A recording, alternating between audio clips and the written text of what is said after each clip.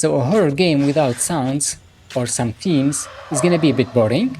In today's episode, I'm gonna show you how to add these sound effects with just one line of code. But first we have to write some scripts. For example, we can add the walking sound, and when we are close to the enemy, he screams. And we have the running sounds. So before we write the code, you're gonna need a few sounds. I have already downloaded these from a free website, which is called freesound.org. You could use it to download some sounds and use them in your projects. For example, we have this horror theme that we're gonna play, and it's gonna be looping over and over again. Also, we have the walk, screams, running. We're going to use all of these in our project. So I'm gonna drag the folder sounds and put it under the assets. And the easiest way to play a specific sound or a music theme inside Unity is to drag it to a game object under the game. For example, we can go to the horror theme and drag it to the main camera. If you select it, you're gonna see another component, which is called AudioSource, which is responsible for playing the horror theme sound. And you could change some settings, like the volume. For example, you can reduce it to 0.5, and you can set it to loop. And that's what we want for the theme. And yeah, the game looks a little bit scary. But this is not the practical way to play sounds in Unity. As you can see, we have 8 sound effects. We have to attach these to some game objects in the game. And that's not practical. Basically, we are going to create a script that is responsible for setting the sounds and play it or stop it at any time in the code.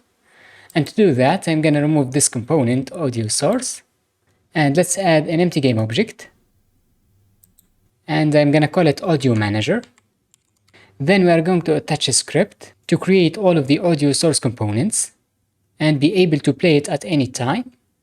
To do so, first we have to create a new type, which is going to be a sound. For example, a sound could have a name that we can use in the code. Also, we can set the volume, whether it is loop or not. And to do that, we can create a specific type which describes the sound. Then we can create an array of these sounds under this game object. But you could also copy the code that we're gonna write and use it in all of your games. Under this sounds folder, let's create it using right click, and we can create a mono behavior script. And the first one is gonna be our new type, which I'm gonna call sound. Then we can open it up in Visual Studio. Here we are not going to use the mono behavior because it's gonna be our own class and we don't need the start and the update methods. Here we are going to set the attributes. So a sound has a name. We can use public and it's a string. I'm gonna call it name. Also, we can have a volume. We can use public float volume. For now, we don't need to change the pitch, but you could set it as well. And most importantly, we need the audio clip so that we can use it. And because it's important, I'm gonna put it under the name, but the order doesn't matter. We use public.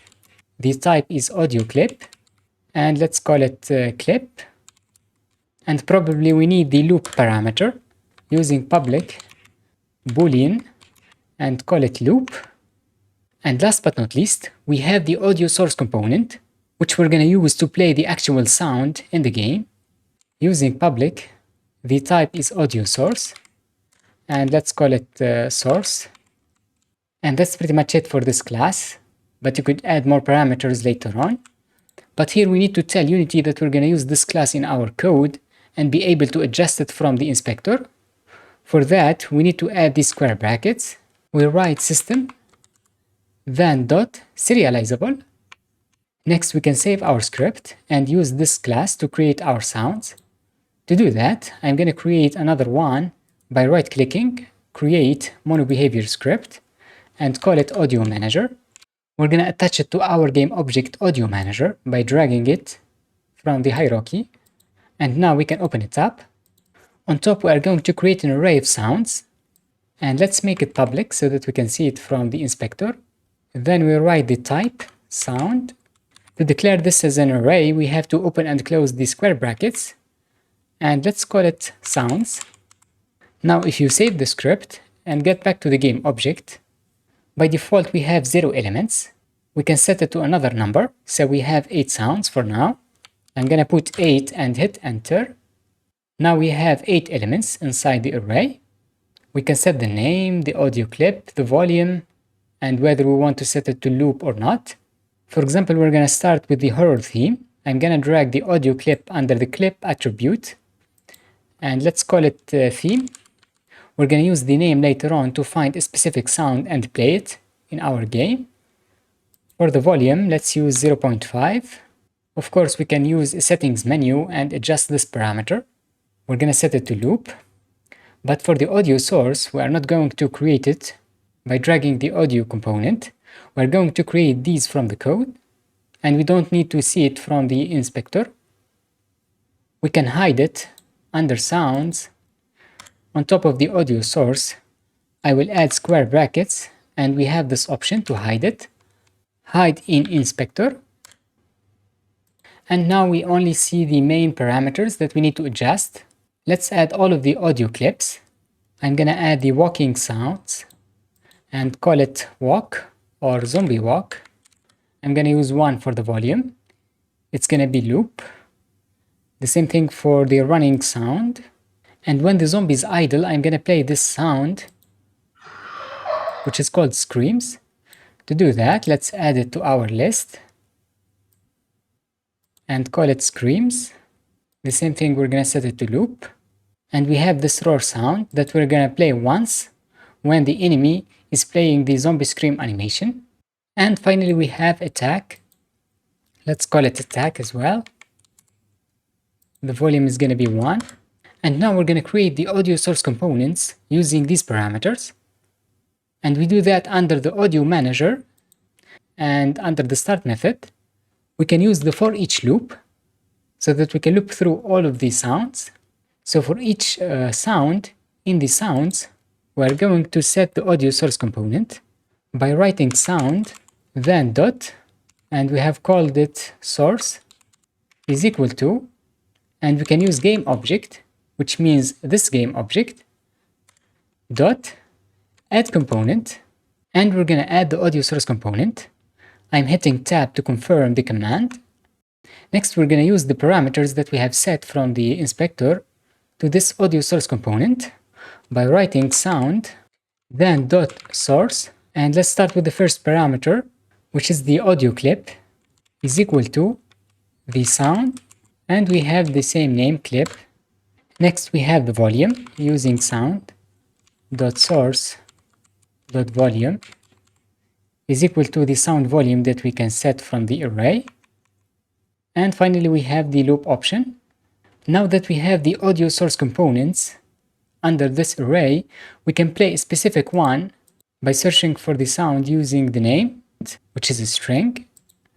For that, I'm going to create 2 functions, one to play the sound and another one to stop it. We're going to set it to public so that we can access it from the other codes. Void, and let's call it play. You could call it play sound. This will take the string, which is the name of the sound. And luckily, we have some options to search for a specific sound using this name. We're going to put it under a variable of type sound and call it s if you want, is equal to array. And we have this built-in method find, and make sure to import the package system so that we can use this array.find. This is going to search for the sound under the sounds array, and it's going to get it using the name that we're going to pass in. I will hit the tab key to confirm. Next, we can check if we have a sound with this name using if s is not null. In such a case, we're going to play it by using s dot the audio source component source, then dot play, and that's it for this method. The same thing for the second one to stop the sound. It's going to be pretty much the same. We only have to change the play to stop. Luckily, Microsoft Visual Studio is suggesting the right commands. We're going to create this public void stop sound that takes in the string, which is the name.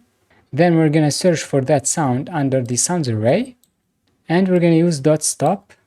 To check if this code is working, under the start, I'm going to play the main theme, which is the horror theme, by using this function play sound, And we're going to give it the right name. It is called theme. Now let's hit save. And as I said, you could copy or get the code from the link under the video description. And yeah, now we have this sound effect. And you will see the audio source components. Now we could use any of these sounds and play it under one of these codes. For example, when the enemy is idle, we are going to play the screams. Recently we have created these states which contains the code. But first we have to get this AudioManager script so that we can access the function play sound. To do that, I'm gonna declare it on top. The type is AudioManager and we can call it manager. Under the onState enter, which is called when we enter the idle state, we are going to set the manager or the AudioManager by using find any object of type AudioManager. Now we can use manager and we have dot play sound. We're gonna play the screams, but when we exit out of the state, we have to stop it. I'm gonna go under onState exit and use manager dot stop sound, and we're gonna give it the same name, which is screams. For example, when the enemy discover us, we're going to play the roar sound. Here we are setting is chasing to true. Under it we are going to play the sound using manager dot play sound, and the name is called roar. Make sure to save the code, and I'm gonna add the same thing for the other states. For example, under the chase state we are going to play the running sound effects. We have to add this AudioManager component by writing manager is equal to find any object of type AudioManager. Of course we have only one object, but you could use any of the methods that gets the AudioManager. And let's write manager play sound, and it is called zombie run, and we have to stop it under the onState exit using stop sound. Yeah, now it's a bit scary. We have walking, and when he discovers us we have the roar and the running. So I think now the game looks a bit better. I hope you enjoyed this video. If you have any question or comment, make sure to write it under the comment section down below, and I will see you in the next one.